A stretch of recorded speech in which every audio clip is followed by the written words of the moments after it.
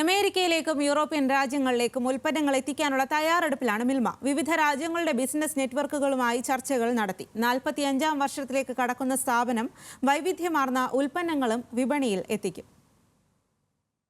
American business നെറ്റ്വർക്കുമായി സഹകരിച്ചാവും Milma ഉൽപ്പന്നങ്ങളുടെ കയറ്റുമതി.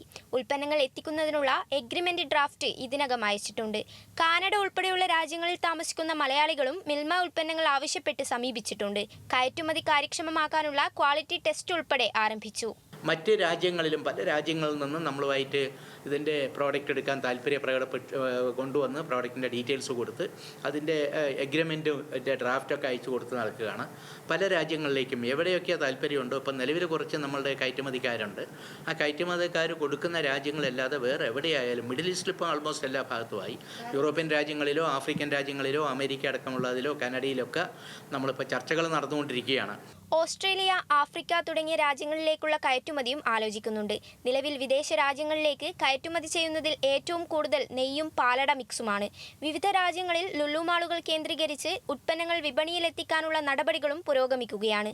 പാൽപ്പൊടി പോലുള്ള ഉൽപ്പന്നങ്ങളായിരിക്കും ലുലു മാൾ ഔട്ട്ലെറ്റുകളിലേക്ക് എത്തിക്കുക. ഇതിനൊപ്പം സാമൂഹിക പ്രവർത്തനങ്ങളും സ്ഥാപനം നടത്തുന്നുണ്ട്.